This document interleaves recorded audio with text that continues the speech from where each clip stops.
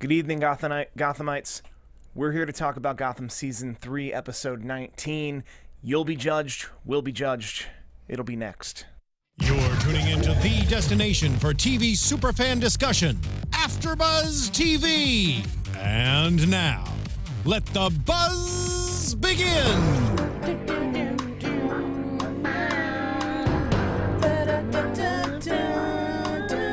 I've long held that Gotham would be Law and Order Gotham, and it's shocking it's taken us this long to come on in to the Law and Order theme. Thank you all for joining us here at AfterBuzz TV's coverage of Gotham Season 3, Episode 19. I am your host, Steve Kaufmann. You can find me on Twitter at Steve Kaufmann. That is Kaufmann, but we are full strength here. Yeah, we are. Starting my immediate left. Hey guys, I'm Joelle Monique. You can find me all over the internet at Joelle Monique, every week at blackgirlnerds.com, and every Wednesday at Schmoes Know.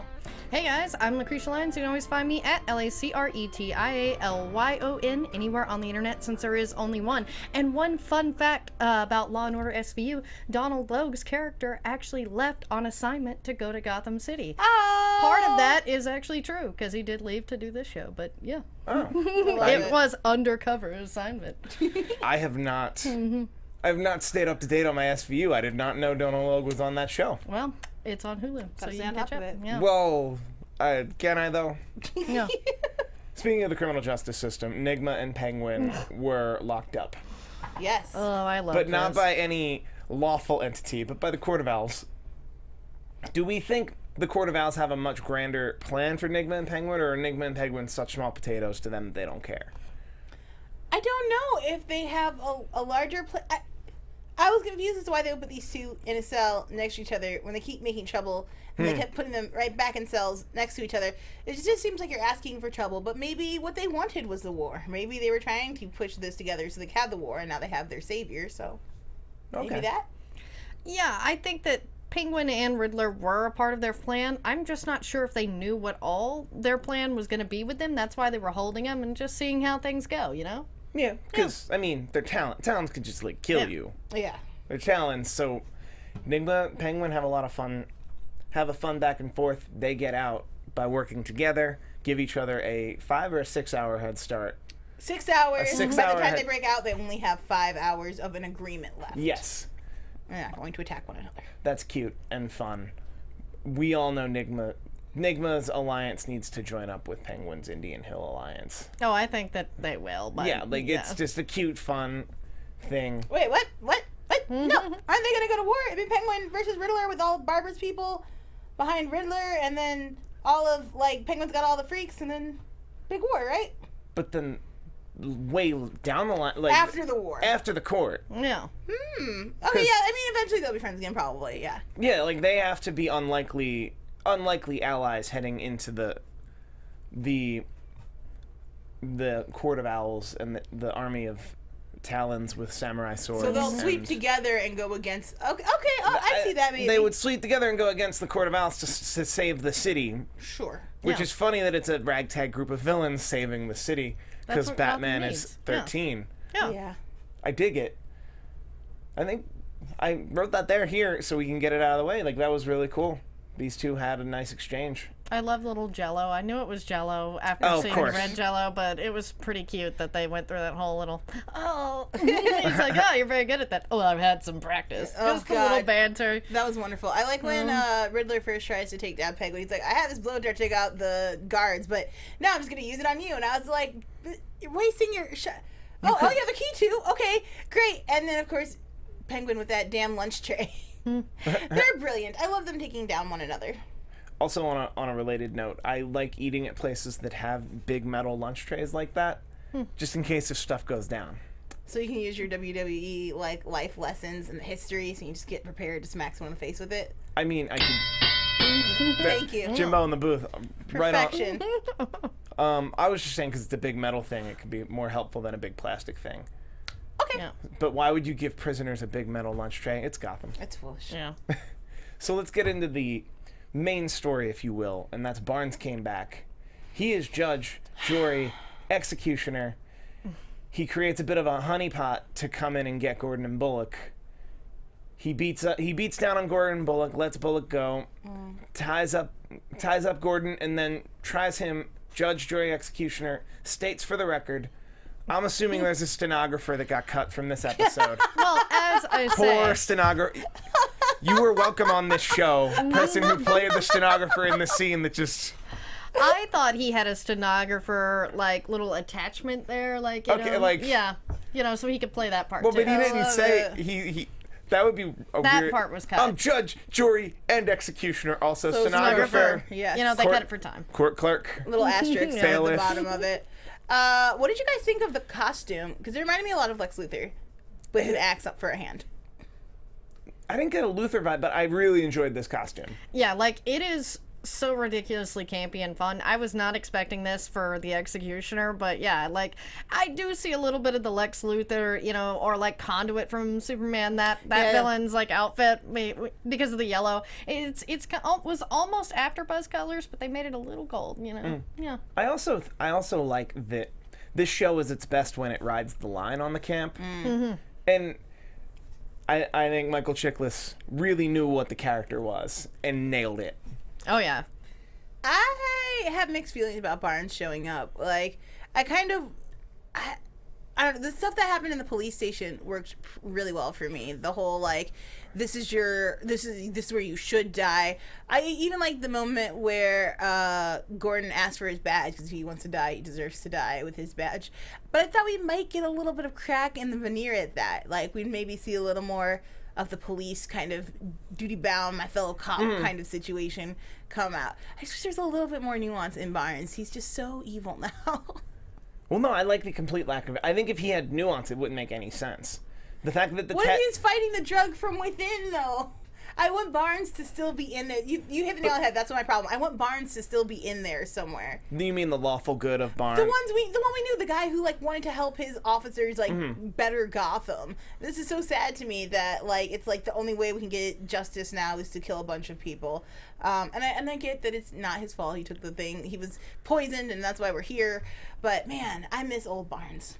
Yeah, but I do find it interesting that because he's seen what Jim Gordon has done is why he's targeting him, and like a lot of other people, you know, he still does have that law-abiding thing, but it is interesting how he doesn't target Bullock, because Bullock, though, is more of, I guess, you know, maybe is a code like Dexter, where like Gordon would be technically a murderer in some circles, but Bullock, to his knowledge, he's never killed a guy. He just loves to drink on the job, and you know. Well, and Barnes is after Gordon. Yeah. The reason Barnes wound up in Arkham is because of Gordon. Yeah. And To Ivan Soto's question, I thought you liked villains, Joelle. I love villains, nuanced ones. I love villains who have a reason for being cruel. And again, he has one. He was drugged. It's not his fault. But it reads as flat sometimes when Barnes is just, you know, willing to kill anyone and everyone to get to a final point. But somebody in the chat earlier, Olivia, was asking about Barnes' suit and him swinging that axe, and if we thought that it would, like she said, it looked restrictive and like it wouldn't really be possible, but he's super strength, so I bought that. Yeah, I buy that. He's a big dude. He's a big dude. Like no one's gonna expect him to run. Yeah.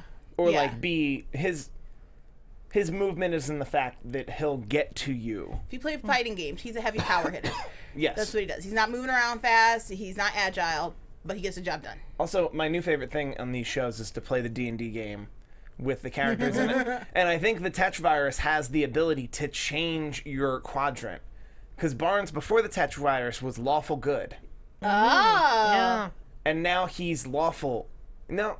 Is he lawful chaotic? I think he's lawful chaotic now. Yeah. Lawful chaotic neutral, probably. In that, like... He's still lawful, like, but he's like, I'm the judge, jury, and executioner, but there's still a judge, jury, and executioner. Yeah. And he's going after people who if you don't look at the structure or why they committed crimes, have actually committed pretty awful crimes, but for good reasons. Like, for reasons. Yeah. Or they were forced into corners, so yeah. I like it.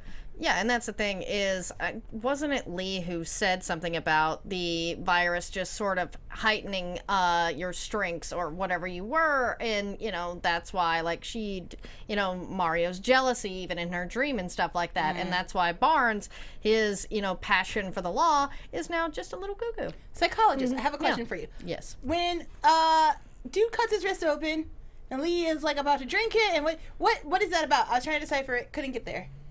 Well, she is trying to get in this mindset because she's starting to believe what Jim said about the virus and all these things, and she's trying to get in that mindset and trying to understand if Mario really could do this with the drug, because the man she knew couldn't do that, but now that Jim has his ways of swaying a lady. Well, I was going to end there, but we're already here, so let's bump the Lee of it all up. She has a vision where Mario, and I took it a bit more literal, that she thinks she needs the Tetch virus.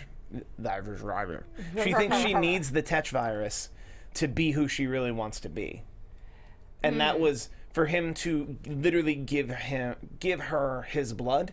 Interesting. Is the literal? I took it a bit more literal of just, I need his blood, I need the Tetch virus, I need I was getting medicinal more on help, this idea but of like love and connection and being able to survive, like blood as sustenance. But I wasn't coming full circle. But I liked this scene, and I like that we're getting Lee back.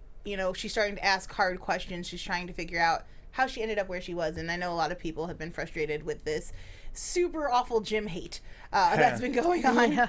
She drank the haterade really hard. But her scene where she interviews Tetch and he's explaining how she got here, it's a lot more heartbreaking than I initially thought it would be when she found out like that Jim was really just doing the best thing. Especially when he's like, she's like, if you hated Jim, you could have just come for me. And he was like, Jim doesn't deserve love, and I take you away. And he played perfectly into my hands. Wow. Couldn't agree. I don't know if there's anything else to say about that scene. There is some Lee hate going around. I can already feel it. Yeah. I can already feel it bubbling in our chat and in our comments from last week. Oh no! Look at this. Yeah, because like Kristen here says she might be gone, but maybe better now with taking the virus. And Ivan Soto's like, we're not getting Leslie back. She's getting worse. And to me, it's just, this is all coming full circle to my prediction at the second half of the season after that scene with Jerome and all these hints that we're going to get Harley Quinn on this show. I kept saying it's going to wind up being Lee. And I just think that that's now her, trajectory here, especially after taking the virus, because now she's gone. Not to be super internet and call first, but if you were to go back to the season 1 episodes of this show, where Lee first shows up, one of the first things I was outspoken on was, nobody's that nice. Yeah. Nobody's that good. Nobody's that nice. She's evil. She's Court of Owls. She's something. Well, not to go too far into predictions, but man, that makes a good Harley or original story. Like, I'm not a huge fan of the original Harley Quinn story of like, just kind of slept her way through psychology school and then kind of fluffed it off until she met the Joker and then kind of found a purpose in life. It's a little flat for me, but I love the idea of a woman who suffered a miscarriage, who lost a baby, who lost a husband, who technically lost like 3 loves now, is it? Like, she's been through hell and back, and that finally she's like, this brought out everyone's inner strength, and maybe I can be stronger this way. I love that origin story for Harley, if that's where this ends up going. They're not going to call her Harley. Well, no, but if we get a Harley type. She's going to be a Tetch virused Lee, following in the footsteps of Jerome, or like worshiping at the altar of Jerome. Probably not that. Somewhere in the middle of those two things. And I think that's what we would. And everyone's, why worshiping at the altar of Jerome? Because we had that. She kind of, I don't know if she respected Jerome, but I think she respected the idea of Jerome. She respected that. And last episode, she even mentioned him by name and talking about that conversation. So it still resonated with her. And that's why, especially bringing that up and then her doing with the virus, I don't think she's going to be called Harley Quinn or anything like that. Like you said, just more sort of a mantle, similar character like Jerome is never called the Joker. But we all see him as, it's Gotham's Joker. So, nobody's going to call Jerome Joker, so nobody's going to call her Harley Quinn. She's just going to get shades of Harley Quinn, just like Barbara got shades of Harley Quinn. Yeah. And then we're all going to read into them. Yeah, we will. Well, but also, I think Lee is going to have a lot of influence from Jerome. Sure. Yeah. Either directly or indirectly. Because indirectly would be that one scene. She just keeps referencing that one scene. Similarly, if we're going to play the D&D game, if the Tetch virus is going to move you from one quadrant to another, is Lee lawful good? before the Tetch virus? I don't think she is. Oh, I don't think so either. I think Lee was always a gray character, even from the beginning. Healer, I right? think she would be true neutral. Yeah. Yeah. She would be true neutral. Where does she move? Chaotic bad? Like, does she go away? Like, if she's indirectly influenced by Jerome, that's where she would go. That she would go chaotic evil. That I makes would sense. love a chaotic evil Lee. I would love a chaotic evil Lee too. Yeah, Olivia Rogers brings up that Leslie is very outspoken and self-righteous. For a while, her determination would be a huge factor to the path of villainy. And that is the thing, is, you know, Lee is a doctor, and we can assume that she's certainly, you know, putting herself through medical school probably in better ways than Harleen Quinzel. Well, and that's why I'm glad, at least with Lee, she's been a strong character, so this descent into madness does kind of make sense, and we're not really losing her so much into a male character like Jerome yet. And yeah. Oh, and I'm not saying, well, because I also think Jerome is so best on this show because they intentionally underuse him. Because on paper, if you were doing a show about Gotham and you're like, well, we have a Joker-like character, the producer in me would be like, why isn't the Joker-like character on the show all the time? And the answer is, he's genuinely special. Yeah. Because they use him in such well-timed, well-done 2 or 3 episode arcs, and then he goes away. And then he can come back. So I feel like Tetch is coming on that path as well. Tetch is also like that too. Yeah, because he's a very good villain like Jerome, where, you know, we need him when we need him, but too much would be just, you know. Actually, I think they have a really good rotating roster, if you will, of villains on this show. That, like, you could say that about Fish Mooney. If Fish Mooney ever came back, it would be 2 episodes and it would be awesome. Yeah, it would. Like, Nigma and Penguin seem to be the 2 focal point villains, and then everybody else is just such depth in the roster of... I'm mixing metaphor. Yeah. I got you. But, like... Yeah, because you have Penguin and Nigma who've been around since the beginning, and they're also characters who are not completely evil or crazy or whatever. They can be normal into a way and be able to function, whether, you know, like Nigma before he became the Riddler, worked for the police department, or say Penguin, you know, was even the mayor, and things like that. They're able to function as to where the other characters don't necessarily function. Yeah, the other characters can just kind of fall back and show up and fall back and show up, and there's enough of them that this show does really well.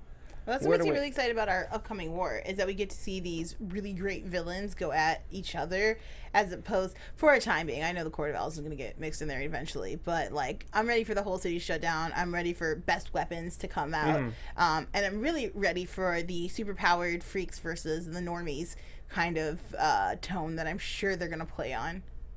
Speaking of the Court of Owls and the war, there is a huge exponent in this war that we're seeing moving forward, and it's Bruce. However, in our world, Clone Bruce.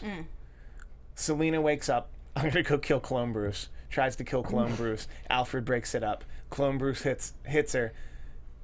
Alfred just then figures out that it's Clone Bruce. God damn it, Alfred. Like, I'm sure he clearly had suspicion. Yeah. Up until now, but he just now figures it out. Tries to get Gordon on the phone. Gordon's a little busy. Dealing with some stuff. Judged, juried, and executed. I love how much that line tickled you. Give me a second, Alfred. I like this entire exchange, mostly because it shows just how badass Selena is. Like, she's easily one of my favorite characters on the show, and for her to just come in dedicated and strong, being like, I'm taking you down. I was like, I have been waiting for this for so long. And I'm glad Alfred's finally on the same page as everybody else, but man, did this take forever. Good God. I'm like, he doesn't do any of the things Bruce does. Like, Jesus. He just constantly recites the same story about his parents' death. Yeah. Yeah. Because as far as we're aware, that's the only thing he was trained on. It's like, oh, you know, and as I say, if I hear one more time about your dead parents, Bruce, God. Come this on. episode must have been hell for you, Lacretia. Yeah, I know. But yeah, I love Selena, and I love that was Alfred's moment. It's like, oh, real Bruce wouldn't have done that. It's like, yeah, damn right, Alfred, he wouldn't be this weird little robot you got running around also, here either. I do love Savage Alfred we got tonight. Yeah. Yes! Just like came in and just hit with Catherine and the knife, just like, nope. Even before that, though, when he leans hard into Selena, he's like, "You're a disappointment." She's like, "I don't even care." And he's like, "You're just like your mother." I was like, "Low blows." Yeah, that was just like dark. That was uncalled for. Yeah. Oh, it was so good. No, it's totally called for. How dare you? I can't see what's in it for me. Selena, girl, rude. Yeah, I loved whenever Alfred headbutted little emo Bruce. Like, I was just like, okay, headbutting a little boy, even if it's a clone, badass, man. Cool. Yeah. Like, all about this. Yeah. Also, we got to see Catherine get decapitated. Yeah. That was really cool. And is it Good Cop Butler now? Good Cop Butler Cop.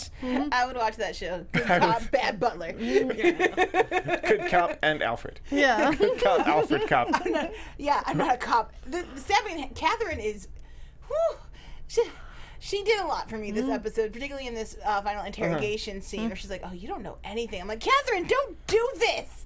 We've been investigating so hard." Also, while we're on Alfred, I have an insane prediction I'm going to say for predictions about Alfred.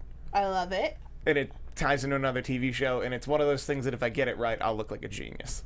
Okay. Remind me I have this thought right now. Remind Steve, genius prediction. Got it. Perfect. You probably have to narrow it down. He probably has a few. That is true. So we find the owls, the owl maps, as we'll call them, that you shine light into them and they show you where all the locations are. Do we think those are hideouts, or do we think those are weaponized Tetch locations? Yeah, I think they're bombs. Yeah. They're all Tetch bombs? It doesn't make sense for me for them to... I mean, look, it's a really good hiding place. Like, not too many people are shining lights through crystal owls to try to find locations, but also it seems like the perfect decoy of like, "Mwahaha, come find us." And we blow you to smithereens. That is true. But we also learned that Catherine's not the head of the Court of Owls. Crazy! She doesn't even have a head anymore. But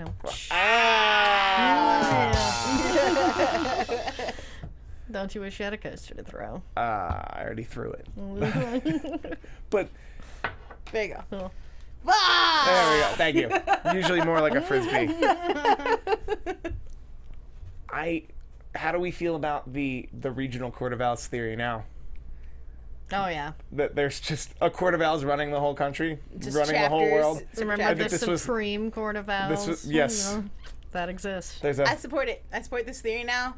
I'm really interested to see, because it sounded like she wasn't the head of the court in Gotham either. Yeah, it was a court. Like, it wasn't, there's no head of the court. Like, it seemed like it was a group of people at a table who had some type of bureaucratic, like, parliamentary system.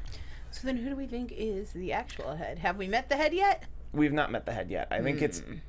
I have predictions. Yes. We'll see. Let's talk about Bruce. Let's talk about actual Bruce, not clone Bruce, not emo Bruce. He is, I believe he's Experiment 535 or 537, but I'm less... Emo Bruce just yeah, works a I'm lot less better. inclined to call them that, and more inclined now. to call him clone/emo Bruce. Regular Bruce, working with the shaman. The shaman tries to get him to put the pearls in the box to compartmentalize his feelings, so he can maybe become a Talon. Do we think this was So stupid. It's Talon training? Yeah, So stupid. like it's so weird with the shaman. Like, one week I'm just like, he's really setting him up to be like Gotham savior. I don't think that there's any intention to go full on Batman, but he seems to want to destroy the owls, but from within. So I think that's why he's doing similar talent training, but not full on. I think it won't be, because he's like showing that guy as like, hey, this is pretty pathetic that they'll do this. Like, It's just weird to me that he gives Bruce completely contradictory directions in that, like, once you do this, you'll be able to save Gotham. You'll have, like, you'll get rid of all of your, like, extra emotions. You'll be able to avenge your parents. But I'm like, but if you're not having those emotions, then what is your drive to avenge your parents? If you get rid of the scale of feelings you have, then what is pushing you? I think by compartmentalizing the feelings, they don't go away, they just don't affect him. So they're still there, they're still driving him. But they're still there, they're still driving him, but he can push them down. but what is a superhero without dead parents? True. Yeah. A super villain. So good. So good. Excellent. Jimbo slicing the booth. Yes. There's talk in the chat that whoever runs Court of Owls is either Ra's al Ghul or the Shaman. It's likely the Shaman. That was my prediction, damn it! And Well, see, it's- yeah, Let's just that's say it's what I obvious. thought Okay, last I'm not week. as clever as I thought. Well, and I thought that him and Catherine may have been Bruce's grandparents. That's still a possibility. yeah. That it's Catherine and what did I say? Joseph Wayne. I came Yeah. up with a white dude name. Yeah, Yeah, that seems accurate. A white dude granddad name. A yeah, grand because dude. the shaman is so not his real name. Oh no. But I want to say Ra's al Ghul is a protagonist in this that we may or may not see. Yeah. I think we've covered the Bruce of it all without getting into predictions. I think we're ready for predictions. Yeah, I'm ready. Oh. Now, your AFTERBUZZ TV predictions. So let's see if there's some questions we can all knock off as a group. Obviously, we think Nigma and Penguin are joining forces with the Indian Hill Gang and Barbara and Tabitha and Butch. And I think we even saw previews where they're all carrying guns and running around. Yeah. And they're going to go up against either a group of Talons or some other Court of Owl force. So that seems to be coming. That's probably not going to happen next week. That's going to happen the week after that, which will be 2 episodes in one. A mega finale, if you will. Mega finale Murder. activate. I'm ready. Do we think Barnes comes back at all? Oh yeah. Like in the next, so is Barnes? It's probably going to be Barnes and a bunch of Talons going up against the Indian Hill Freaks. I think so. Yeah, my prediction is that it's amidst the giant clash. Because again, he's judge, jury, and executioner. He just got rid of his controller, so now he's kind of rogue and out there by himself. So it'll be interesting to see what crimes he's most interested in stopping and what his scale is now that there's nobody telling him where to, what that scale should be. I have a quick prediction that I see him, even within his Tetch brain, being anti-court at a certain point. Oh, yeah. And turning and being on Team Freak against the Talons. Ooh. Do we think Clone Bruce dies? I think Soon. he'll be died. It's close.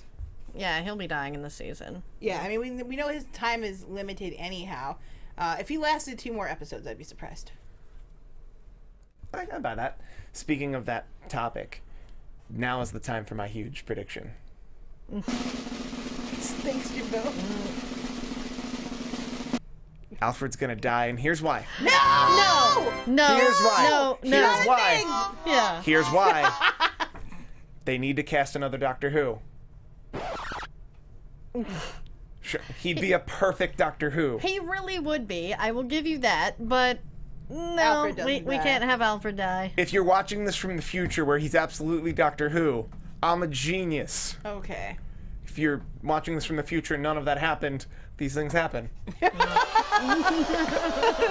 The chat agrees. Ridiculous. Oh, yes. I was like, hell no. Forget you, Steven.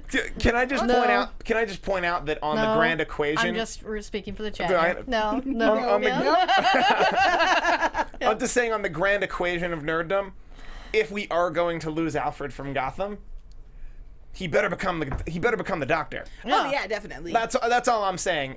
And they have not cast the Doctor yet, and there's a lot of secrecy behind who it may or may not be.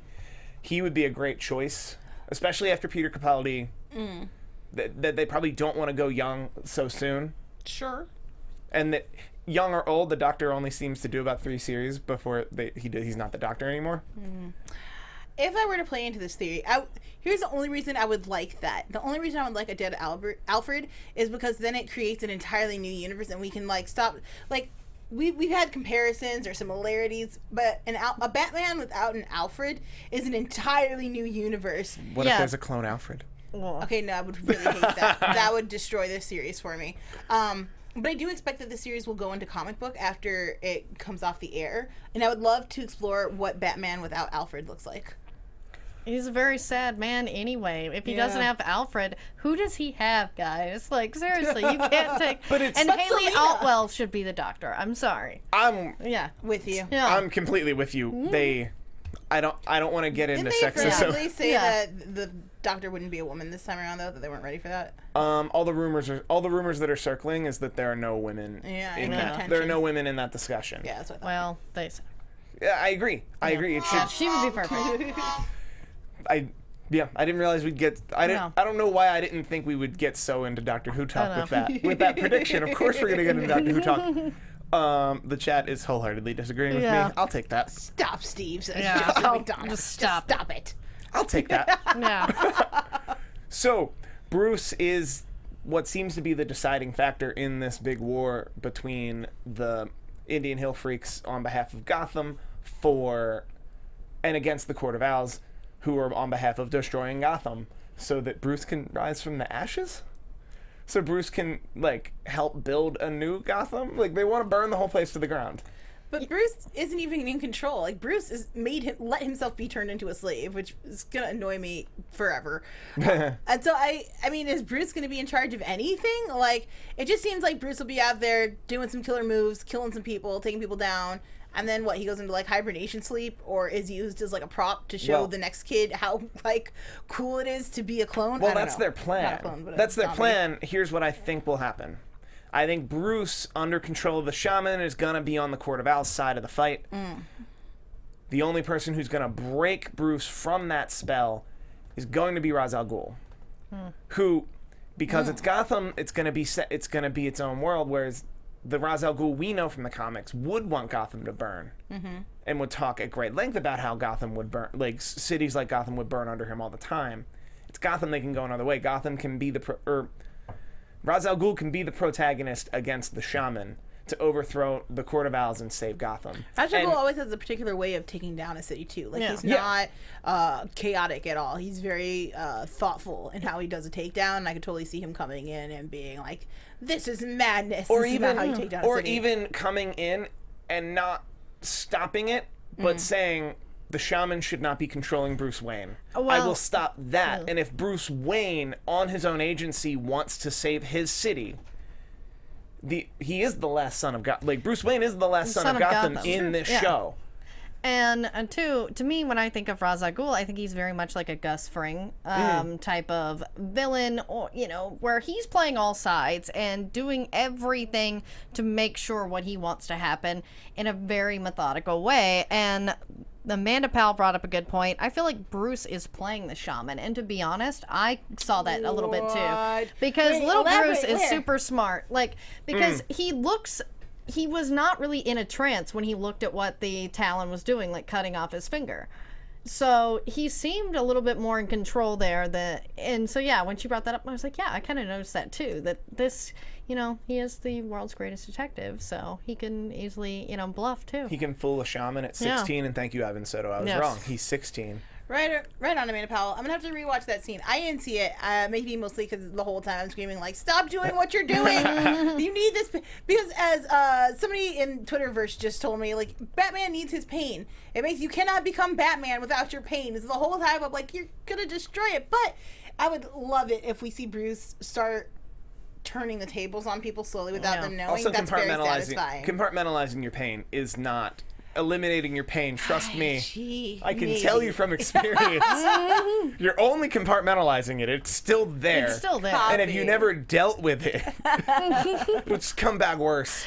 Ooh, like fun. Later during a car accident or something, it'll come back. Like, oh yeah, I watched my parents die. Now I have to become Batman.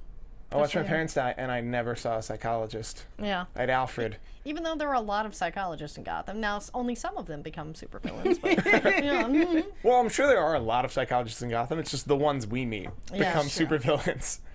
There's probably just plenty who are just trying to run an honest practice. Do we have any prediction? Do we have any predictions at large before we head on out of here? I look forward to seeing Barbara in all of her glory. Again, this war cannot come soon enough. Like, I'm excited to see the Clash of the Titans on the streets of Gotham. It's gonna be fun. I was just thinking about Clash of Titans. Yeah, Harry Hamlin. Yeah, I think that was it. I'm just thinking. Great. Good stuff. I think I went out on enough of a limb tonight. You did. With that Alfred prediction, if starting with Lacretia, if anyone wanted to let you know about their predictions, where can they find you on Twitter? Well, you guys can always find me at LACRETIALYON anywhere on the internet, since there is only one. I'm Joelle Monique. You can find me all over the internet at Joelle Monique, every week at blackgirlnerds.com, every Wednesday at Schmoes Know. Join me and Lacretia here later tonight for Supergirl. What time is that? 10? 9? 10. things.